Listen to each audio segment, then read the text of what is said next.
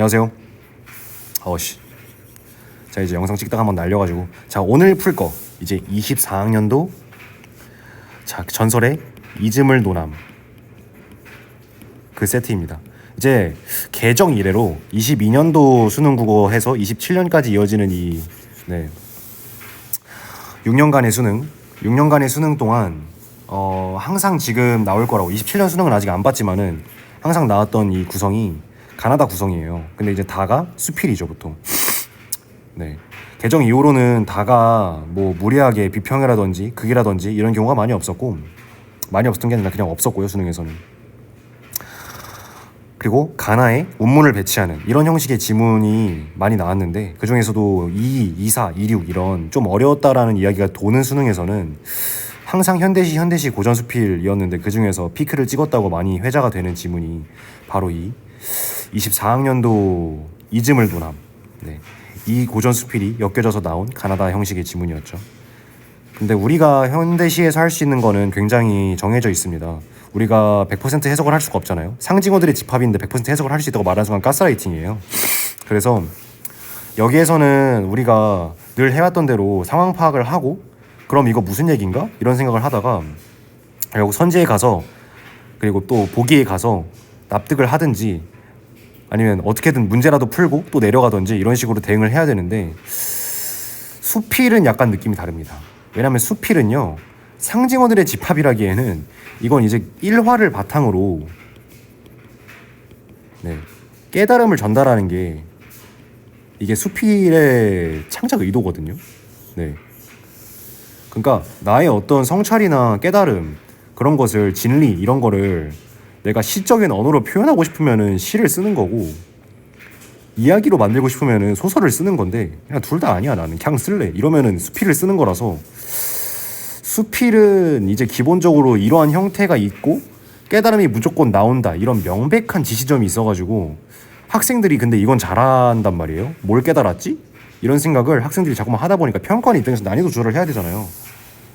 그래서 어떻게 하느냐, 이제 일화를 어렵게 만들어, 그러니까 깨달음을 얻는 과정을 어렵게 만들던가, 깨달음을 어렵게 만들던가. 뭐 어떻게든 난이도는 올라가겠죠. 근데 두 개를 다 하면은 뭐 이런 식으로 되는 건데, 자, 이런 여러 문제 구성에 가나다 또는 뭐 가나 이런 문학 지문을 풀 때는, 독서는 기본적으로 우리가 문제를 보면서 어디까지 끊어 읽으면은 이거를 갖다가 풀 수 있겠다 이런 확신을 갖기가 상당히 어려워요. 글을 읽어본 것도 아니니까. 근데 문학은 이런 게 있잖아요. 가를 감상한 내용으로. 그러면은 23번 문제는 가만 읽어도 풀 수 있겠구나. 이거는 예측의 영역이 아니라 그냥 뭐 문제가 그렇게 나온 거니까, 이런 식으로 모든 시, 모든 수필, 모든 지문을 그냥 다 읽고서 그럼 이제 6문제를 다 풀어볼까? 이런 식으로 생각하는 게 아니라, 내가 뭐 보기를 참고를 하든 문제를 따라 루틴을 짜든, 문학은 그런 자기만의 택틱을 짜는 게 좀 중요합니다. 전략이요.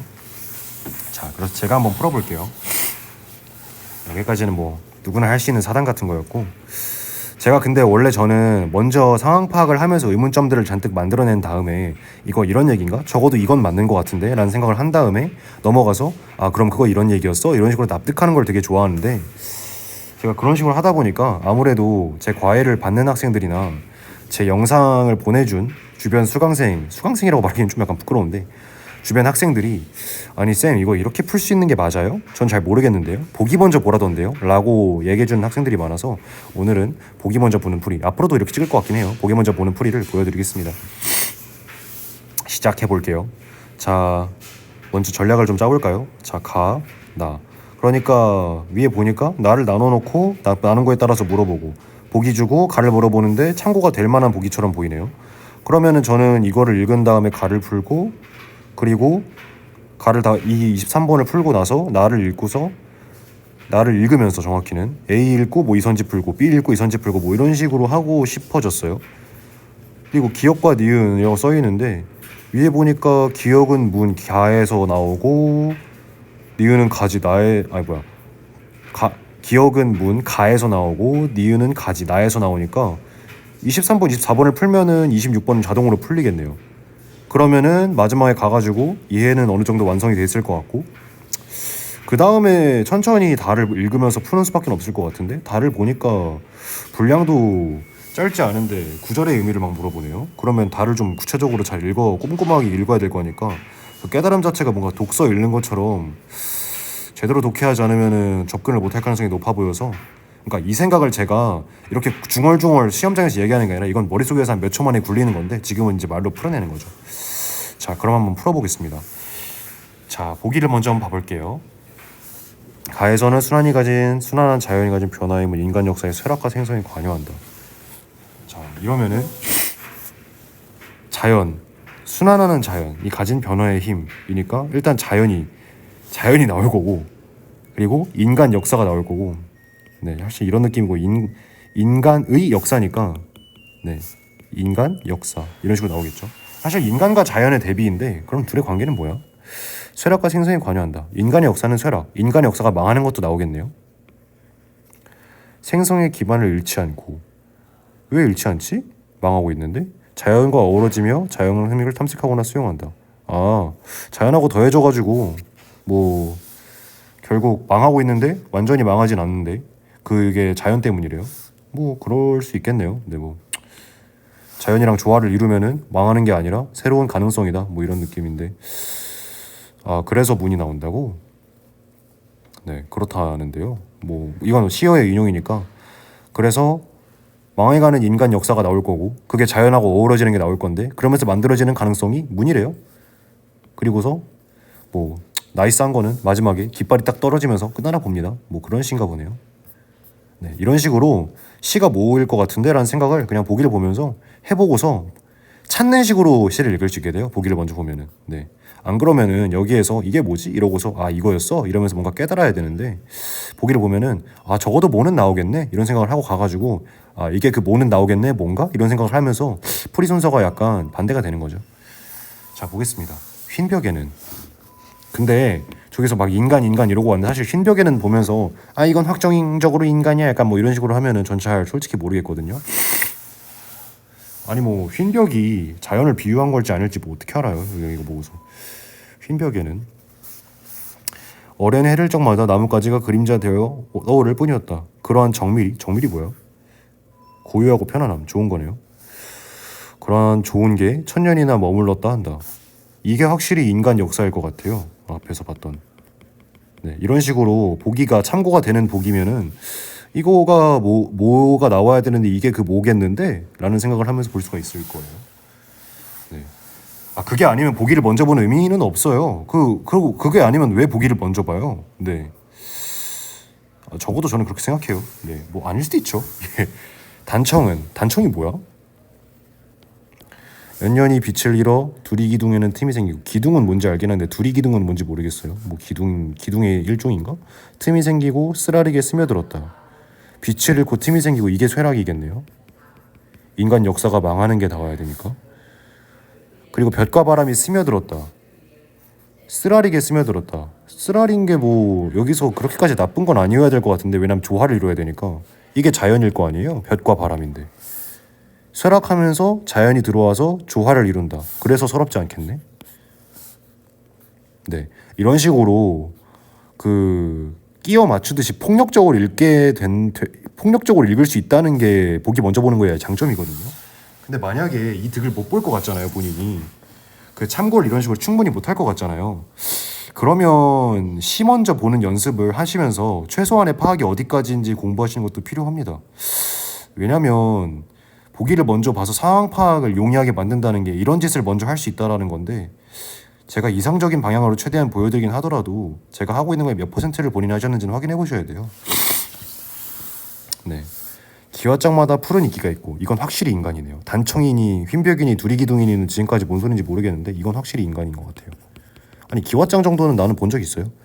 푸른 이끼가 있고 세월은 소리 없이 쌓였으나 문은 바람 소리에 귀를 기울이는 밤이 있었다. 그러면은 가능성을 모색하는 시간이 밤이네. 왜냐면 문이 가능성이잖아요, 보기에 써있기를. 네, 푸른 이끼가 앉는 거는 자연과의 조화일 거고요. 주춧돌 놓인 자리에, 이것도 문이죠. 문 앞에 있는 게 주춧돌이잖아요. 가을 풀은 우거졌어도 봄이면 또 나는 푸른 싹이 살고, 하얀 불은 지금 예, 시간의 흐름이 나타나고 있네요. 이게 아까 얘기했던 자연의 순환인가? 뭐 가을에서 봄이 되고 그 다음에 꽃이 피고 뭐 이런 얘기하는 거니까.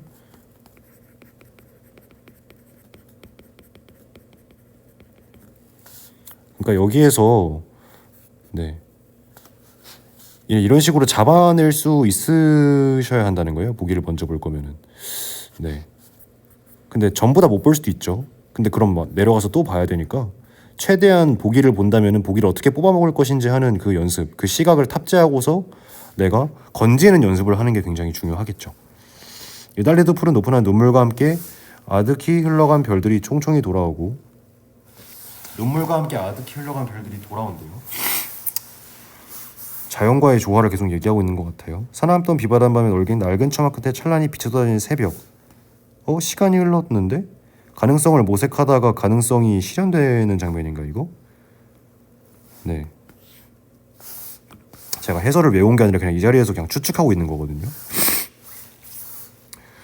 네, 왜냐면 인간과 자연의 조화 끝에 네, 밤이었다가 빛이 쏟아지는 새벽이 됐고 문이 열렸대요. 문이 가능성인데 그 다음에 이상형이라고 찍었던 깃발이 등장했어요. 그러면은 결국 쇠락하던 인간 사회의 자연과의 조화를 통해서 가능성이 실현될 만한 그 이상이 완벽하게 표상되고 약간 끝나는 뭐 그런 시 같아 보이네요. 이 시는. 네, 가를 보고 23번을 보겠습니다. 흰벽의 나뭇가지가 그림자로 나타나는 것은 천년을 새롭게 한 인간의 역사가 자연의 힘을 탐색하는 과정에서 자연의 모습에 영향을 미친 결과를 보여주는군. 제가 첫 번째는 그냥 넘겼었는데 자연의 모습에 영향을 미친 결과 이거 보기랑 말이 다른데요? 그 문학에서요. 갑자기 개념 강의 시작. 문학에서요. 그 중요한 게 몇 가지가 있어요. 문학에서 보기 문제에서 오류가 있는 경우는 이제 지문하고 그냥 지문하고 선지가 팩트상 다른 경우가 있고요.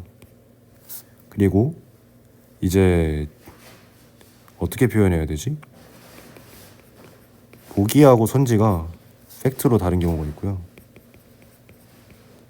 그리고 이런 경우는 뭐 잘은 없는데 근데 나오면은 어렵긴 해요. 네. 지문하고 보기가 팩트로 반대인 경우가 있습니다. 그러니까 선지에 네. 어느 방식으로 오류가 발생되고 있는지를 봐야 되는 거예요. 그런데 지금 네 이게 제일 어렵고 그런데 이거 자연의 모습에 인간 영향을 끼친다는 거 지금 저희가 해석했던 보기랑 별로 안 어울리는 말이에요. 보면은 근데 그 보기랑 다른 말을 골라라 이런 걸 가르치는 게 아니에요. 그런데 보기에 해당하지 않는 보기를 참고하여 감상하라 그랬는데 보기를 참고했을 때 나올 수 없는 말이 적혀 있을 경우에 그것이 오류일 가능성을 놓치지 마라 이런 얘기를 하는 거죠. 저는 근데 인간이 지금까지 인간이 나올 거고 인간이 망할 거고 근데 망하다가 자연이 더해질 거고 그래가지고 조화를 할 거고 그게 문이고 결국 깃발이 다가올 거고 그러니까 이게 지금 보기에서 나온 얘기였고 그걸 위해 찾은 게 저희가 지금 한 독해였잖아요. 근데 인간의 역사가 자연의 힘을 탐색할 수 있어요. 그건 이제 보기의 내용이니까. 그런데 자연에게 영향을 미친다고? 라고 했을 때 이거는 보기에도 없는 내용일 뿐더러 지문에도 나타나지 않은 내용인 것 같거든요. 그러면은 이건 아닌 것 같은데? 라고 생각하고 저는 내릴 겁니다. 두리기둥의 틈에 사실 저는 찍을 수도 있을 거라고 생각하는데 근데 문학은 기본적으로 선지 5개를 전 다 보거든요. 왜냐면은 상징어들의 집합인데 내가 그 자리에서 이건 무조건 이거다 라고 시험장에서 어떻게 믿을 거예요. 낯선 시가 나왔을 때. 그거는 어렵단 말이에요. 네. 두리기둥의 틈에 볕과 바람이 쓰라리게 스며드는 것은 서럽지 않다고 한 것은 조화 때문일 텐데. 쇠락해가는 인간의 역사 맞죠? 자연이 가진 변화의 힘을 수용함. 네, 수용하니까 서럽지 않다. 그러니까 수용하니까 조화가 이루어지고 그러니까 서럽지 않다고 할 것 같고 이거는 저희가 파악한 흐름이었는데 맞을 것 같아요. 기와짝마다 이끼와 세월이 덮여감에도 멀리 있는 바람소리에 귀를 기울이는 건 아까 문이 하던 짓인데 자연의 영향을 받으면서도 자연이 가진 변화임에서 생성의 가능성을 찾는 모습. 네, 문이 하는 짓은 문이다. 그러니까 가능성이 문이었잖아요. 문이 하는 짓은 문의 모습이다. 이렇게 써는 거죠, 이선진은. 그럼 맞을 거예요. 왜냐면 이거 지문상 맞는 말이었잖아요. 위로 올라가지 않는 이유는 파악했기 때문입니다. 주출로 놓인 자리에 봄이면 푸른 싹이 돋고 나무가 자라는 것은 순환하는 자연의 모습이었는데, 생성의 기반을 잃지 않은 인간의 역사가 자연과 힘에 어우러져 생성의 힘을 수용하는 모습이겠군. 네, 이거 2번하고 거의 아예 비슷한 말이죠. 그러면은 4번이 틀리려면 2번도 틀려야 된단 말이죠. 인간의 역사와 자연이 조화를 이루고 수용한다라는 게 틀리려면은. 근데 그건 보기에도 맞는 말이고 지문상에도 맞는 말인데 2번과 4번 사실상 같은 말로 맞는 말이에요. 이러면 2번과 4번은 2번을 이렇게 넘기는 게 아니라 2번은 그냥 맞는 말이 되는 거죠. 2번은 맞는 말, 4번도 맞는 말. 5번, 닫혀진 문이 별들이 돌아오고 낡은 처마트 빛이 쏟아진 새벽에 열리는 것은 가능성의 실현 같은 느낌이었는데, 가능성이었던 문이 열리는 거니까 밤이다가 밝아지면서 새벽이 오고 그러면서 자연과의 조화 그때 문이 열린다라고 말했으면 순환하는 자연 속에 인간의 역사를 다시 생성할 가능성이 나타남이 보여주는군. 이것도 문, 그러니까 가능성은 가능성이다 라고 써는 거죠. 라고 하면 이거는 1번이 원래 이상했는데 다른 게 다 맞아요. 왜냐면 2번과 4번은 같은 말이고 3번과 5번이 같은 말이에요. 네, 그러니까 여기에 있는 것들은 옳지 않은 것일 수 없는 거를 2, 3, 4, 5에 깔아놓은 거기 때문에 1번에 이상한 거를 이상하다고 생각하고 나머지를 확인하면 무조건 1번을 찍을 수밖에 없습니다. 답은 1번입니다. 네, 이렇게 보기를 먼저 보면 이런 짓을 할 수 있기는 해요. 근데 이제 제가 앞으로도 이렇게 풀긴 풀겠지만은 전 이 풀이를 막 엄청 좋아하진 않습니다. 왜냐면은 그 기본적인 독해력의 신장에 엄청나게 도움이 안 된다고 생각하기도 하고, 참고가 이렇게까지 안 되는 보기가 나오면 어쩔 건데 라고 했을 때 할 말이 없어요. 그럼 결국 그 피지컬로 풀어야 되잖아요. 이렇게 시를 해설하는 보기가 아닐 경우에는. 자, 나를 보겠습니다. 나는 ABC로 나눠놨는데 ABC에 나눠서 놨으니까 여기까지 읽고 가가지고 A와 관련된 거 해결하고 여기까지 읽고 B에 관련된 거 해결하고 이런 식으로 하는 게 조금 더 이성적으로 보이네요. 그럼 그렇게 한번 풀어봅시다. 예를 들면 수양에 늘어진 가지가 다... 그리고 이거 한 가지만 더 얘기할게요. 이거 당대 EBS였어요. 이 얘기는 해야지. 그러면은 당시 수험생들은 나를 거의 날치기처럼 풀 수가 있었을 거예요. 그렇기 때문에 이 6문제짜리 세트에서 시간이 감축이 되는 거죠. 하지만 여기에선 다 하겠습니다. 왜냐면 EBS 시들을 이렇게 뜻뜻이 공부 안 해놓은 경우도 상정해야겠죠. 물론 무조건 해야 되는데 현장에서 그리고 기출 공부할 때는 반드시 또 이렇게 하나하나 읽어보는 과정이 필요하니까요. 담을 넘을 때 그건 수양 가지만의 일은 아니었을 것이다. 그럼 누구의 일이라는 거야? 얼굴 한번 못 맞춘 애먼 뿌리와 잠시 살붙여 적막히 손을 터는 꽃과 잎. 잠시 살붙여 적막히 손을 터는이라는 말은 꽃과 잎이 폈다가 지는 거를 얘기하는 것 같은데, 혼연을 일체 믿어주지 않았다면 가지 혼자서는 한없이 떨기만 했을 것이다. 그러니까 가지가 담을 넘을 때 가지만 넘는 건 아니라고 하고 뿌리와 꽃과 잎이 혼연일체 믿는다. 도와줬다는 소리 같아요. 그러니까 이거는 가지만 있어가지고 넘은 게 아니라 다른 것들도 있어가지고 넘은 거다. 이런 얘기를 하는 것 같은데요. 네. 그럼 A는 다 읽었어요. A를 가서 볼까요? 가장 적절한 거를 고르는 거라네요. 얼굴 한번 못 마주친 상황. 얼굴 한번 못 마주친 거는 뿌리죠. 손을 터는 행위. 그러니까 뿌리랑 손을 터는 꽃과 잎. 이거 저 쓰지는 않고 여러분 보여주려고 쓰는 겁니다. 이 한없이 떠는 가지의 마음으로 인한 것임을 드러낸다. 한없이 떠는 가지의 마음은 존재하지도 않는 현실인데, 그러니까 얘네가 도와줘가지고 담을 넘었을 거예요. 가지가 나의 A에 따르면은. 근데 한없이 떠는 가지라는 거는 얘네가 안 도와줬을 때의 가지라는 건데 이게 무슨 말이지? 그냥 BC까지 다 읽은 다음에 돌아와 볼게요. 저 말은 좀 이상한 것 같은데 아직 제가 시를 다 안 읽어서 뭔 소린지는 모르겠어요. 완벽히는. 근데 저 말은 한없이 떨던 가지 이거 있잖아요. 그러니까 가지가 혼자면은 떨 것이다 라는 건데, 가지가 혼자라서 떠는 마음 때문에 지금 뭐야? 얘네가 얼굴을 못 마주친 거고 손을 터는 거래요. 그 인과는 좀 이상합니다. 그냥 이건 제가 지금 강의하는 거니까 주절주절 떨고 있는 건데, 저는 그 자리에서는 이게 뭔 소리야? 이건 이상한데? 라고 생각하고 뭐 다음 선지를 보려고 할 텐데, 근데 다음 선지도 이런 식이면 저는 결국 와리가리를 쳐야 되니까 BC를 다 읽은 다음에 내려가겠다 라고 생각하고 처음 전략을 수정할 것 같아요. 한 데스에 내리고 내리던 고집 센 비가 아니었으면, 밤새 정모하사도 돌이 없는 폭설이 아니었으면 담을 넘는다는 게 가지에겐 그리 신명나는 일이 아니었을 것이다. 그러니까 자 여기서 근데 이 얘기는 하기는 해야겠다. 여기서는 보기를 먼저 반응하는 걸 보여드리느라 이걸 안 했는데, 그 시를 읽을 때요, 시를 읽는 목적은 두 가지예요. 첫 번째는 상황의 파악이고요, 두 번째는 시어의 긍부정 파악이에요. 이걸 기본적으로 왜 하냐면은요, 수능에서 물어보는 거는 짜치게 약간 내신처럼 요약하면은 시화대 시공행상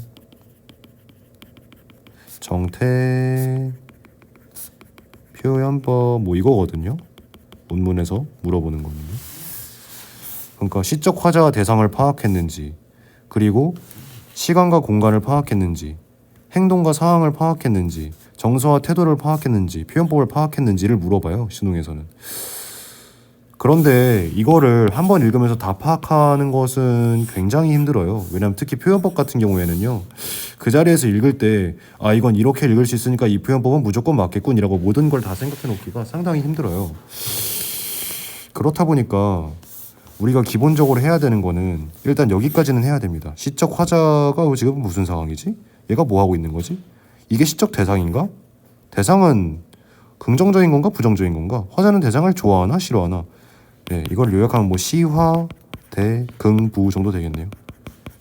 그러니까 기본적으로 시화 대 긍부를 하시면서 다른 거, 시간이 나왔네, 공간이 나왔네. 예를 들어서 뭐 화자가 어디 있다든지, 지금 뭐 밤이라든지 그런 게 보이거나, 얘 지금 뭘 하고 있어서 어떤 상황이네 이런 게 보이거나, 얘 별로 안 좋아해서 그냥 안 좋아하는 거에서 그치지 않고 그걸 극복하려는 어떤 걸 바꾸면 말하고 있는데 의지적이네 이런 식으로 뭔가 보이거나, 이런 게 있으면 그 자리에서 정리하는 게 좋죠. 근데 처음 보는 낯선 시에서는 그게 의지적인지, 그 행동이 어떤 정확한 상황으로 이어지고 있는지 그런 것들을 내가 EBS 시도 아니고 꿰듯이 딱딱 찍어 맞추기가 힘들잖아요. 그러니까 최소한 이 정도까지는 할 수 있게 훈련을 시키신 다음에 이거에 기인해서 내가 정리한 이 팩트에 의해서 뭔가 이 뒤에서 뭔가 보이는데? 그리고 특히 표현법은 그거랑 완전 무관하게 이건 이 표현법인데? 라는 게 보이면은 그 자리에서 확보해 두시면은 문제 푸는 데 도움이 많이 되겠죠. 그래서 사실 이걸 먼저 생각을 하셔야 됩니다. 이거는 이제 어떻게 보면 사후적이잖아요. 근데 공부하실 때는 시화대 시공행상 정태 표현법, 이 태정태세 문단세 같은 이거를 다 분석은 해보셔야 됩니다. 그러니까 모든 거를 다 막 내신하듯이 꼼꼼하게 분석하라는 게 아니라 다 이게 어디서 어떻게 이루어진 건지 혹시 있다면은 그것까지는 파악을 하셔야지 다음 시를 보는 독해력이 길러질 거 아니에요. 네, 현장에서의 독해력과 학습, 그러니까 연습에서의 독해력은 약간 그렇게 이원적으로 발전되는 측면이 좀 있거든요. 자, 근데 여기서 화자는 명시적인 화자는 아닌 것 같아요. 왜냐면 지금까지 나는 안 나왔는데 깨달음을 열거하고 있는 모양새예요. 가지가 담을 넘을 때 다른 것들이 도와줘서 그런 거다. 약간 뭐 이런 느낌으로 가지라는 사물을 가지고서 뭔가 자기가 느낀 점을 쭉 이야기하는 것 같은데, 화자가 나는 어떻게 생각한다라는 느낌에 나를 동원하고 있지는 않는 것 같은 그런 감성이 씌었죠 지금까지. 그래서 다시 돌아가겠습니다. 그래서 뿌리, 꽃, 잎이 도와줘서 이걸 하지 않을 수 있었다라는 거죠. 그래서 비가 내리고 폭설이 왔다는 소리죠. 그랬는데 가지는 확실히 지금 담을 넘었어요. 그런데 그게 신명난데요. 여기서 우리가 파악할 건 이 시적 대상인 가지가 화자는 아니잖아요 지금. 근데 화자가 아닌 모든 것들은 다 대상이 될 수 있는데 그 중에서 시에서 중심적으로 다루고자 하는 대상, 여기선 가지죠. 가지에게 담을 넘는 건 신명나는 일이래요. 근데 그게 이제 비랑 폭설 때문이래요. 담 밖을 가둬두는 저 금단의 담이 아니었으면 담을 열 수 있다는 걸 꿈도 꾸지 못했을 것이다. 그러니까 이 꿈을 가진 거는 담 덕분이래요. 네. 그러니까 이런 고난도 겪고 고난을 겪으니까 뭐라 그래야 되지? 한계를 넘어서는 게 신나고 한계가 있으니까 한계를 넘어설 수 있고 뭐 이렇다라는 얘기네요, 이거는. 그러니까 목련 가지라던가 감나무 가지라든가 줄장미 줄기라는 감정이 줄기라든가 다 열거됐네요. 얘네도 그리고 다 가지예요. 수양이랑 똑같은 애들일 것 같네요. 그러니까 이러고서 그러니까로 받았는데 수양에서는 이렇다. 수양에서는 다른 것들도 도와주니까 얘가 할 수 있었다. 그리고 고난이 있으니까 그걸 신나게 할 수 있었다.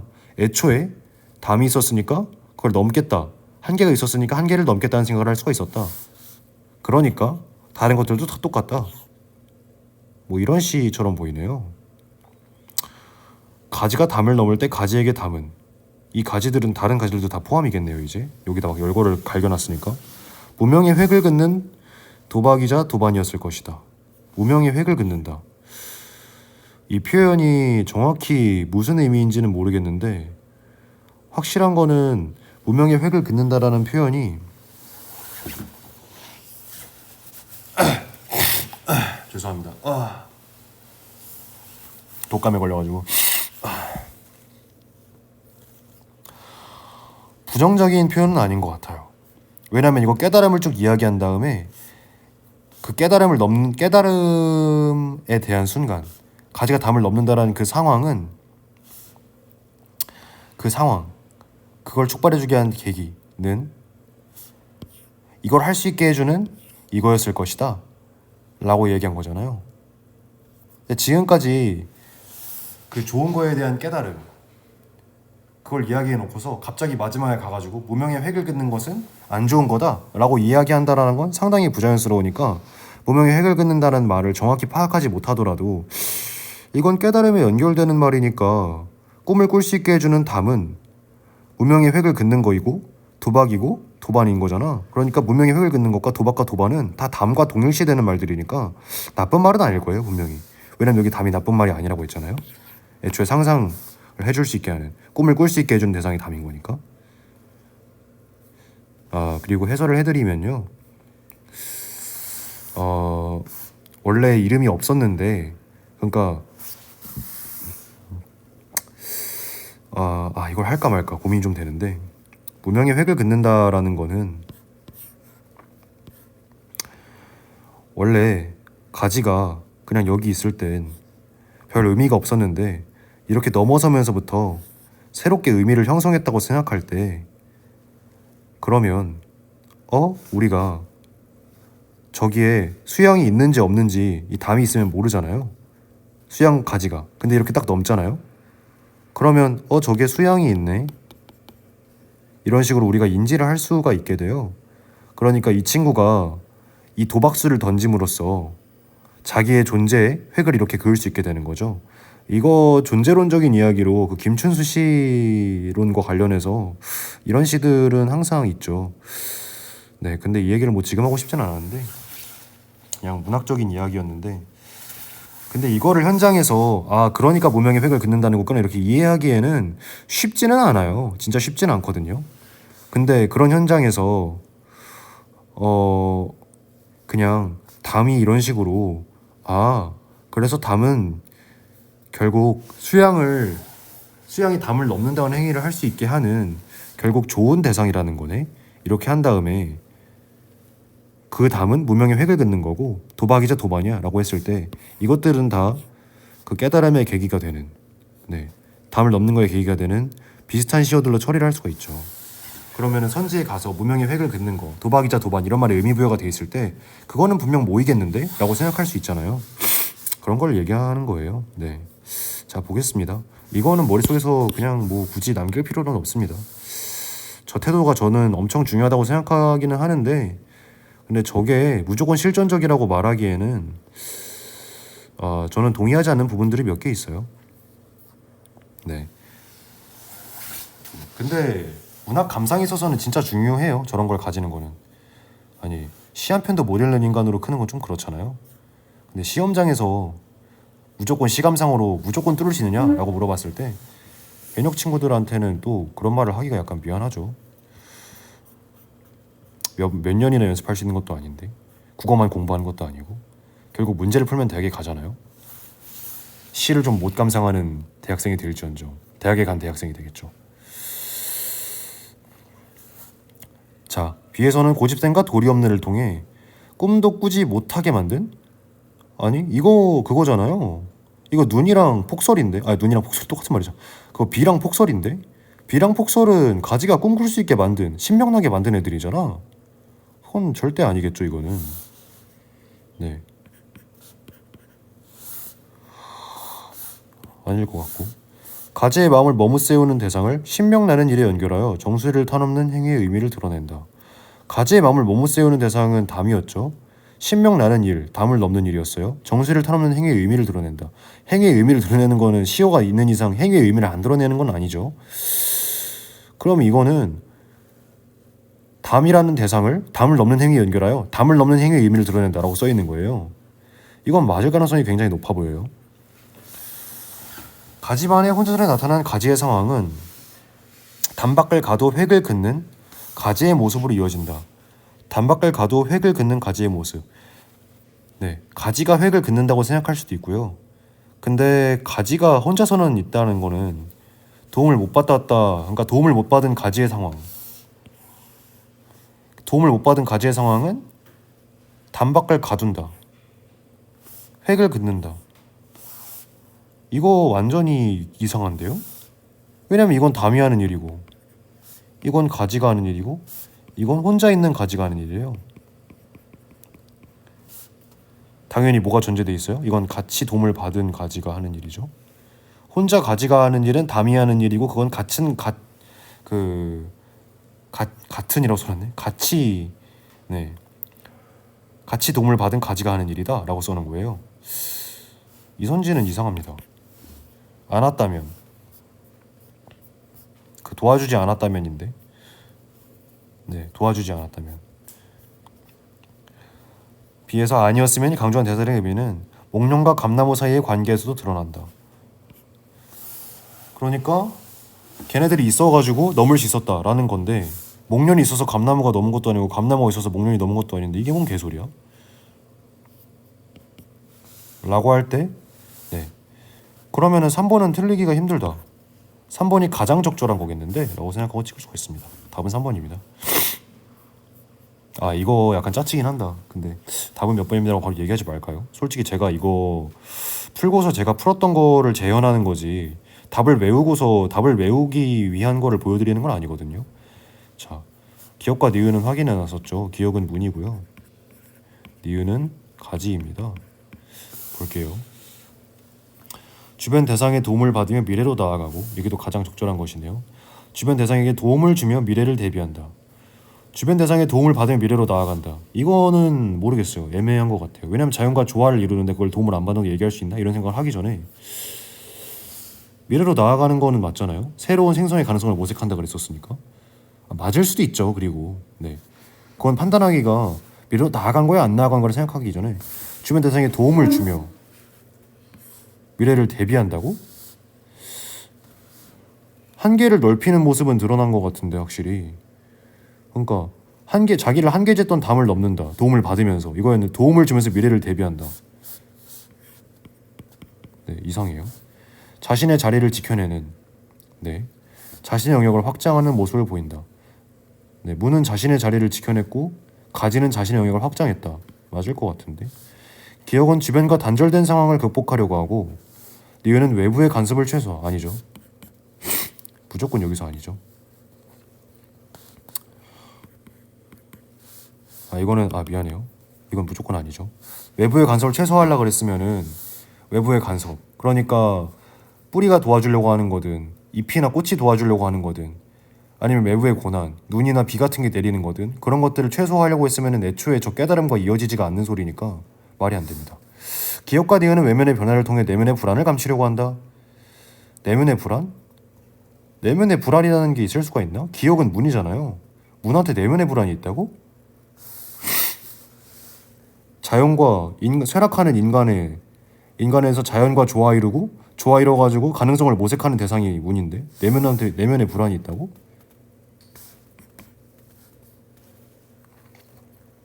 그리고 사실 니은도 애매하죠. 네, 니은도 안 된다고 보는 게 맞습니다. 왜냐면 니은은 가지인데 가지가 불안해한다기보다는 네, 가지가 혼자 한없이 떨기만 했을 것이다 이런 거 있잖아요. 네, 저런 걸 내면의 불안이라고 갖다 붙일 수 있는데 끼워 맞출 수 있기는 한데 그런데 외면의 변화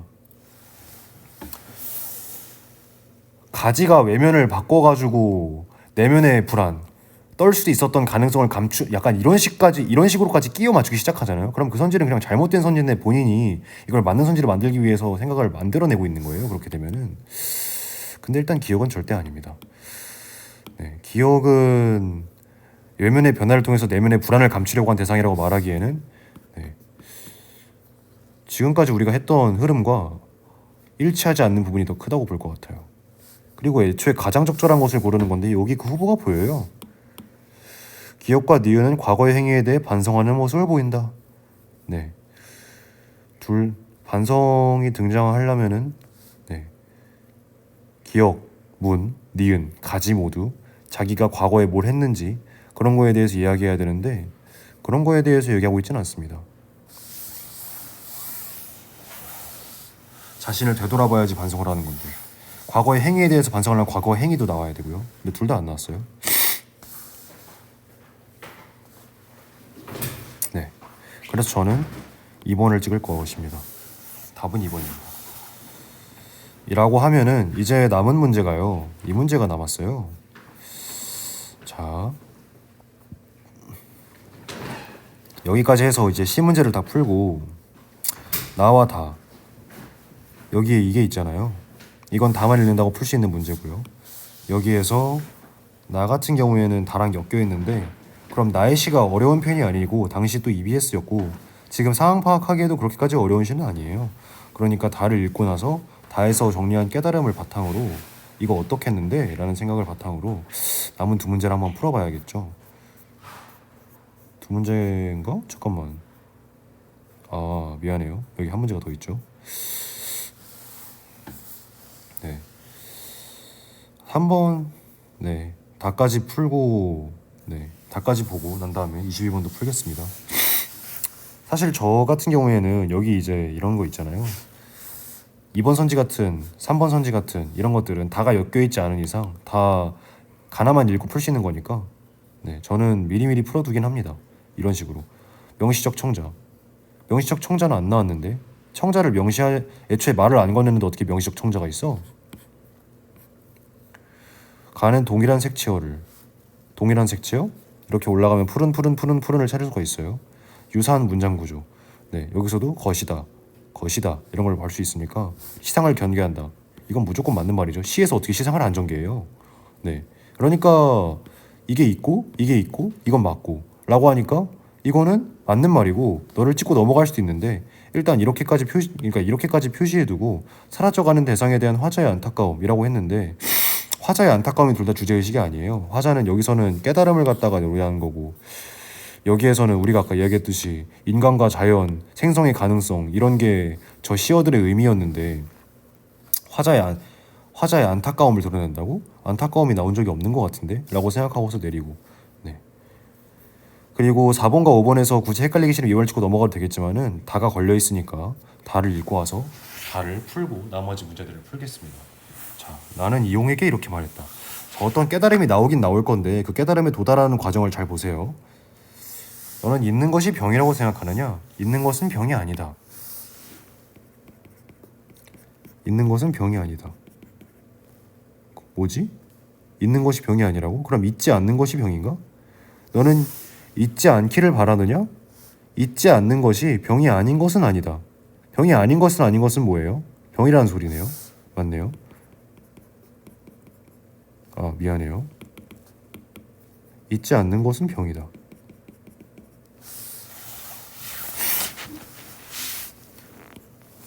그렇다면 잊지 않는 것이 병이 되고, 네, 잊는 것이 도리어 병이 아니라는 말은 무슨 근거로 할까? 잊어도 좋을 것을 잊지 못하는 데서 연유한다. 잊어도 좋을 것을 잊지 못하는 데서? 잊지 못한다는 거는 뭐야? 아, 이거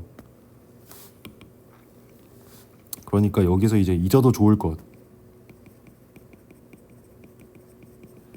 잊어야 할 것을 잊지 못하니까 병이래요.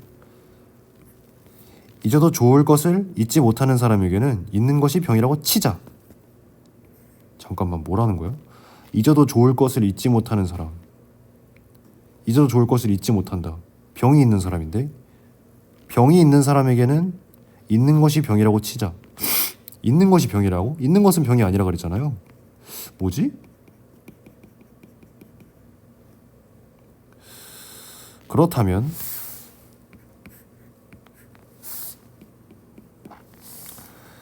잊어서는 안 되는 것을 잊는 사람에게는 잊는 것이 병이 아니라고 말할 수 있다. 잊는 것이 병이 아니라고 말할 수 있다. 그 말이 옳을까? 잊어서는 안 되는 것을 잊는 사람, 위에서 잊지 말아야 할 것을 잊는 사람은 병이라 그랬어요.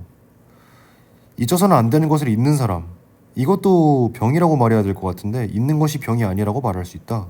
그 말이 옳을까? 위에서 보면은 잊는 것은 병이 아니었어요.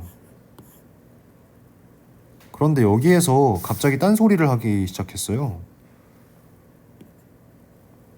그러면 둘 중에 뭐가 맞는 거지? 이 생각이 들어요. 네, 여기에서 같은 게 반복되긴 했는데 위에서 뭐라고 치자. 그러니까 약간 우리가 뭐라고 치자 이랬을 때 그 말이 맞는 말은 아니지만 맞다고 치자 이런 걸 얘기하니까 둘 중에 뭐가 맞는 거지? 라는 생각이 들고서 이게 틀린 말 같기는 한데 지금까지는 뭐 잘 모르겠어요. 근데 그렇다면으로 받았으니까 이 뭐뭐하고 치자에서 이 틀린 것으로 아마 추측되는 이 친구를 받은 건데, 그럼 이 말은 서리가 될 수 있는데, 근데 지금 그래서 아니 옳지 않다 라고 이야기해버리면은, 자 이렇게 이야기해버리면은 갑자기 있는 것이 병이 아니다 라는 말이 옳지 않다 라는 말로 이어지고, 그러면 위에 있는 거랑 다시 충돌하니까 지금 섣불리 결정을 하지는 않고 뒤에 무슨 내용이 나오긴 나오겠죠. 그런데 확실한 거는 뭐가 맞다는 거야 이거?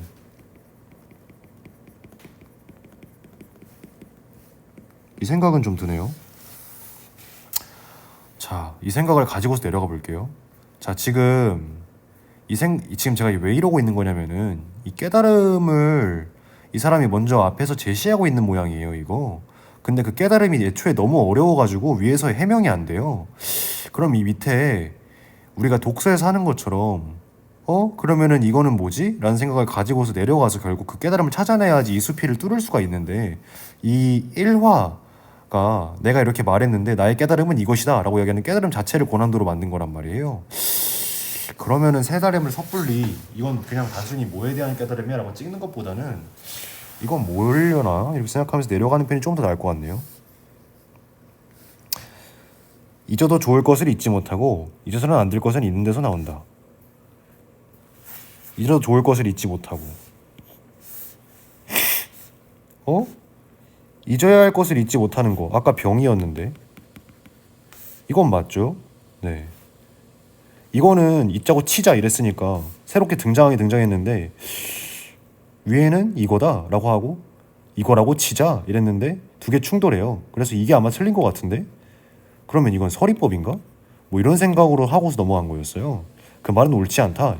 근데 그럼 위에랑 다시 충돌하는데 뭔 소리야 도대체 이러면서 넘어온 거란 말이에요. 저희가 잊어서는 안 될 것을 잊는 데서 나온다. 이것도 병이란 소리야? 걱정거리는 병에서 나온다. 그리고 이거에서 나온다. 이랬을 때 너도 병인가? 눈은 아름다움을 잊지 못하고, 귀는 좋은 소리를 잊지 못하며, 입은 맛난 음식을 잊지 못하고, 어쩌고 저쩌고 어쩌고 저쩌고. 이거는 잊어도 좋을 것을 잊지 못하는 걸 쭉 열거하고 있는 거네요. 그러면은 늘 하던 걸 해야지. 아, 이거 기억하겠다는 게 아니라 그냥 몇 가지 정도 나왔다 정도만 그냥 세고, 저런 게 선지에서 떨어지면은 그냥 위에 인덱싱 되어 있는, 위에 내가 그냥 번호를 매기고 넘어온 이거에 대한 내용이었잖아. 이런 생각으로 그냥 올라오려고 이렇게 하는 거예요. 네.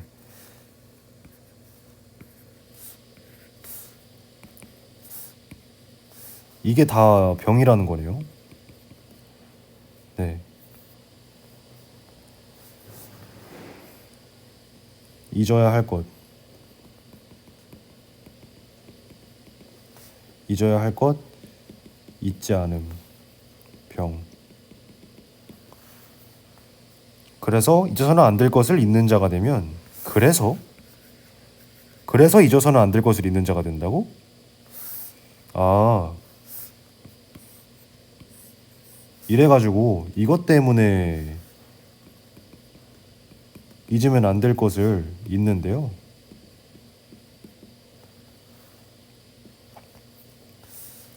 그것도 열거하고 있네요.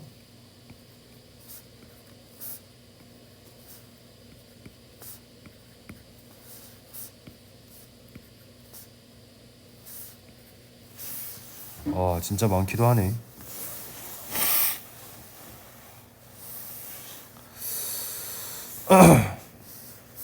먼 것을 보고 나면 가까운 것을 잊고. 이것도 그럼 빼박 병이겠네요. 그럼 이 위에서 했던 얘기가 뭐예요? 있는 것, 잊어서는 안 될 것이 있는 사람이 있는 것이 병이 아니라고 말할 수 있다. 그 말이 옳을까? 아니다. 그 말은 틀리다. 라고 얘기하고 싶어 하는 거겠네요, 이거. 그러면은 이거 서리법이 맞겠는데요. 네. 왜냐면은 여기 위에서 충돌하는 두 소리가 나왔어요. 잊지 않는 것이 병이다. 라고 하고, 여기서는 있는 것이 병이다. 이렇게 얘기했는데, 결국 여기 밑에서 여기서 이렇게 독해한 다음에 올라오니까, 아, 이거 잊어서는 안 될 것을 잊는 사람, 잊어도 좋을 것을 잊지 못하는 사람, 이 두 개가 확정병이에요. 네. 그럼 병이 아니라고 말하는 거는 옳은 말은 아니겠네. 네. 그러니까 이거 설이겠네. 뭐 이런 느낌으로 저는 확인을 한 거죠. 네. 근데 이 지문이 복잡한 이유는, 그러면은 결국 어떻게 있는 것과 어떻게 있지 않는 것이 병이냐라고 물어보았을 때 머릿속이 복잡해진다라는 거예요. 그러니까 있는 게 병일 수도 있고 아닐 수도 있는 거거든요. 그러니까 잊어야 할 걸 잊어버리는 거는 병이 아니고, 잊어야 할 거를 계속 가지고 있는 거는 병이라는 건데, 그러면은 이렇게 등호로 표시하기를 할 수가 없는 정보를 제시한 거예요. 그래가지고 이 위에서 충돌하는 말들이 생겼던 거죠. 근데 그거를 가지고서 어디까지가 정보가 분류되지?를 처음에 잡아내기가 어려우니까, 이거 왜 충돌하지? 뭐가 맞는 말이지라고 생각하고서, 아, 근데 밑에 읽어보니까 이건 확정병이라서 이건 적어도 옳은 말은 아니라고, 이런 식으로 생각하고서 계속해서 내려가기 시작한 거죠. 먼 것을 보고 나면 가까운 것을 잊고, 새 것을 보고 나면 옛 것을 잊는다. 입에서 말이 나올 때 가릴 줄을 잊고, 몸에서 행동이 나올 때 본받을 것을 잊는다. 내적인 것을 잊기 때문에 외적인 것을 잊을 수 없게 되고, 외적인 것을 잊을 수 없기 때문에 내적인 것을 더더욱 잊는다. 라고 했는데, 자, 내적인 것을 잊기 때문에 외적인 것을 잊을 수 없게 되고, 외적인 것을 잊을 수 없기 때문에 내적인 것을 더더욱 잊는다. 여기 위해서 이걸 정리했잖아요. 그러면은 이거 뭐예요? 내적인 것, 외적인 것? 예, 맞습니다. 잊어야 할 것이 이게 외적인 것이네요.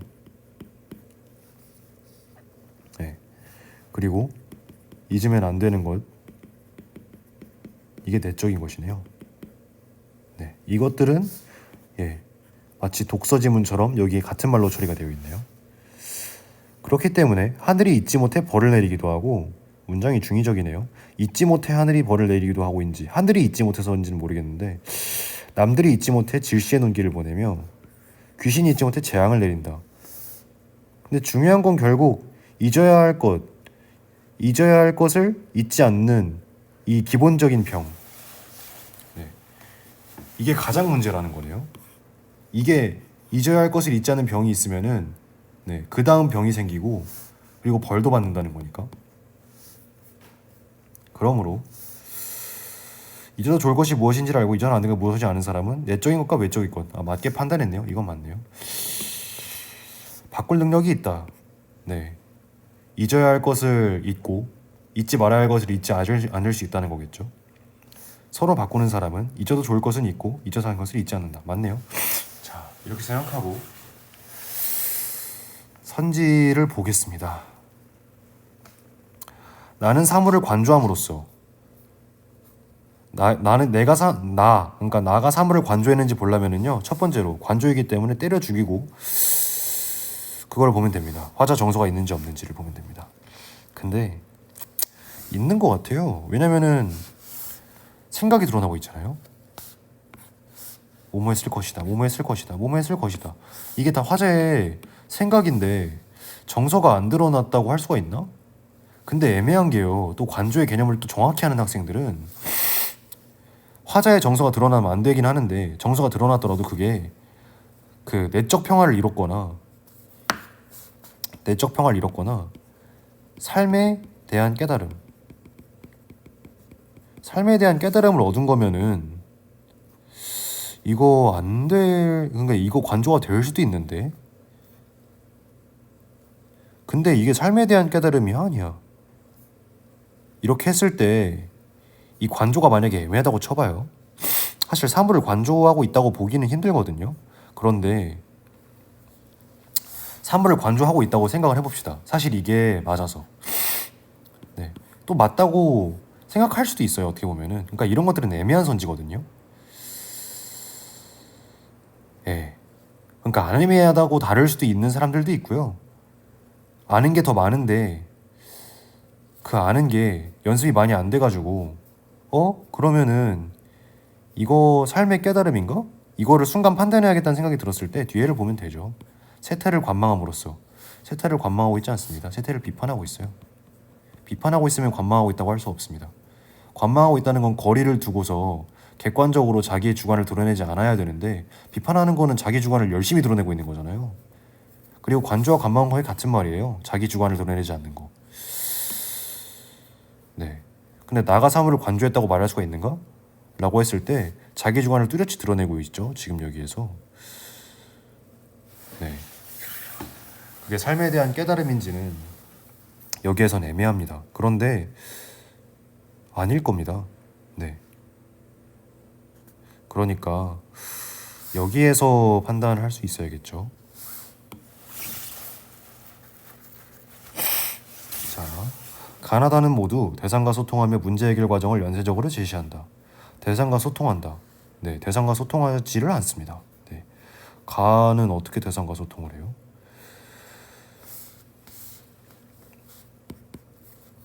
다도 대초에 대상과 소통하고 있다고 말하기가 어려워요. 소통이라는 거는 그 그러니까 대상과 소통하려면은 소통 구조가 나와야 되는데 여기에는 다 메시지의 전달밖에 없잖아요. 네. 내가 리시브 하는 게 없잖아요. 네, 샌드 하는 건 많이 있는데. 자, 남은 문제를 보고 끝내겠습니다. 자, A. 있는 것에 대한 나의 생각을 전개하기 위한 물음. 있는 것이 병이라고 생각하느냐? 네, 이건 뭐 맞는 말이죠. 인즘에 대한 나의 생각이 어디에서 비롯된 것이지 한 답을 제시하기 위해 던지는 물음이다. B. 무슨 근거로 할까? 어디에서 비롯된지 무슨 근거로 할까? 답을 제시하기 위해 여기에서 근거로 한다라는 거. 그러니까 그 병에 대해서 설명하는 게 글의 내용이었죠.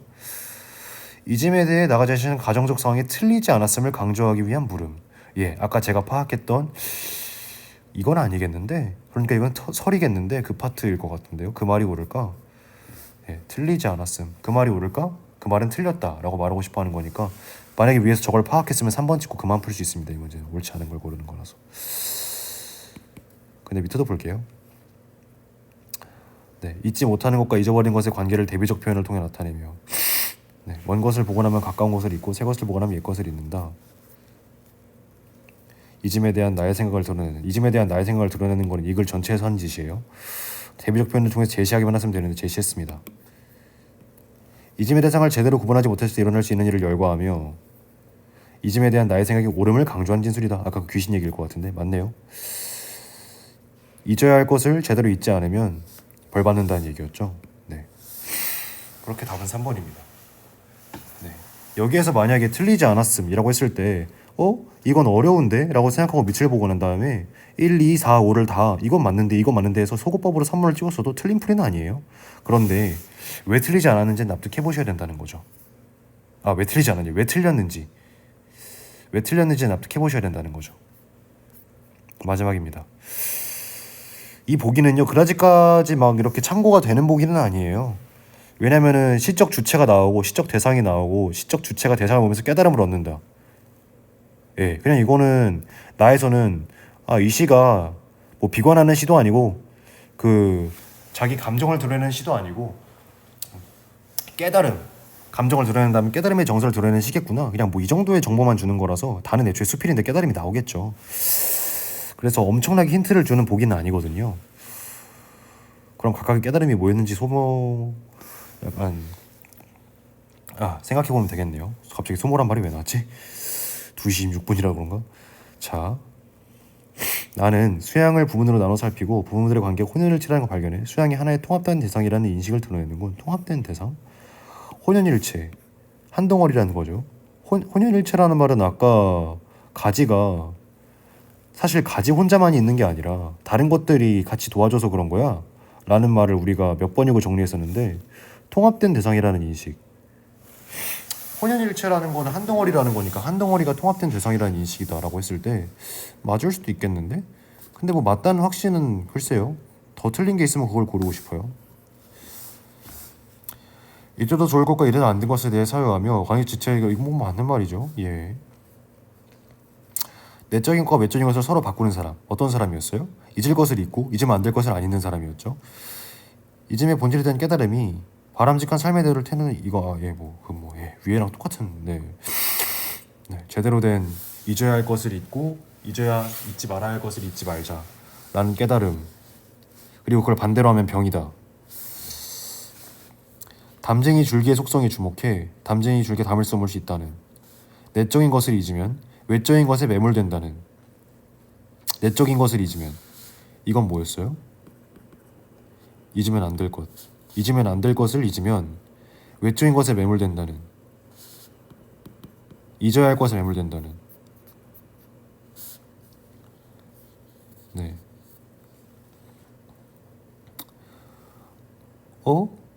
그런데 이거 뭐지? 이런 생각이 드네요. 위에서 분명히 잊어야 할 것을 잊지 않으면 병이라서 잊지 않아야 할 것을 잊게 된다 그랬던 것 같은데, 이거 인과가 반대인 건가? 내적인 것을 잊으면 외적인 것에 매몰된다는 인식을 드러내는군. 근데 마지막에 가서는 잊지 않아야 할 것을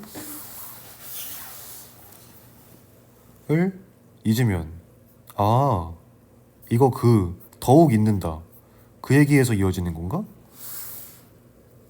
내적인 것을 잊기 때문에 외적인 것을 잊을 수 없게 되고 그래서 더더욱 잊는다. 그랬었지? 그러면 맞을 수도 있겠는데 어디 갔어? 미안합니다.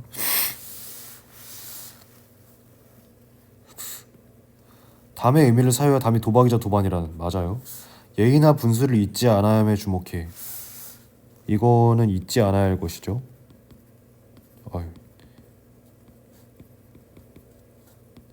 잊지 X컷.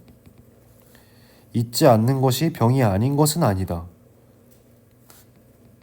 잊지 않는 것은 병.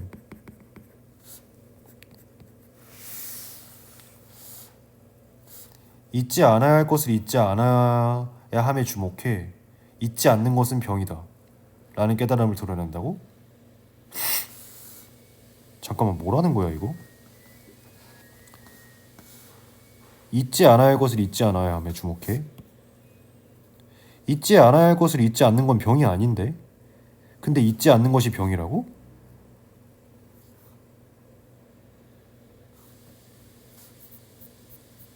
자, 제가 위에서 정리했던 거 있잖아요. 이게 병이고, 아 미안, 왜 지워졌어? 네, 이게 확정병이고 이게 확정병이다. 잊어서는 안 되는 것을 잊는 게 병이고 잊어도 좋을 것을 잊는 게 병이에요. 그런데 여기에서 잊지 말아야 할 것을 잊지 않는 게, 잊지 않아야 할 것을 잊지 않는 것 때문에 잊지 않는 게 병이라고? 잊지 않는 게 병이라고 얘기하려면은 잊어야 할 것을, 이 깨달음이 위해서 이 두 가지는 병이다 라는 게 깨달음이었는데, 잊어야 할 것을 잊지 않아야 하는 게 병이라고 해야 될 것 같은데, 이게 병일 수가 있다고? 5번인가? 네, 라고 생각하고 1번 중 좀 고민하다가 저는 5번을 찍을 것 같아요. 답은 5번입니다. 실제로 이 근거로 답이에요. 이 세트가 우리에게 말해주는 거는 쉬운 걸 쉽게 풀고 어려운 걸 어렵게 그러니까 어려운 것도 무조건 쉽게 풀 수는 없어요. 어려운 거는 어렵더라도 꾸역꾸역 쉽게 만들어가면서 어렵게 풀 가능성이 매우 높죠. 하지만 그걸 위해서라면은 시간을 투자할 수 있어야 되는데, 왜냐면 이걸 날림으로 읽어가지고 단단하게 그냥 바로 납득할 수 있는 사람 많지 않을 거란 말이에요. 근데 그걸 위해서는 여기에서 걸리는 시간이 길면 안 되죠. 네. 네. 그래서 현대시에서 어떤 태도를 가지고 어떻게 선지를 대응하고, 제가 이거는 어떻게 대응해야 되죠라고 말했던 선지들, 그런 개념어들에서 본인이 어떻게 하셨는지를 꼭 생각해 보시기 바랍니다. 그리고 이 다에서 제가 처음에 이거 왜 충돌이 되지? 둘 중에 뭐가 틀린 거야? 라고 생각하고서 뒤에 나온 게 가정이었는데, 그 가정이 틀린 척 하려고 틀렸다고, 틀린 거를 맞는 말이라고 치자 뭐 이런 식으로 말하는 것 같은 뉘앙스라서, 왜냐면 두 가지식으로 아무리 봐도 깨달음을 찍은 것 같아가지고.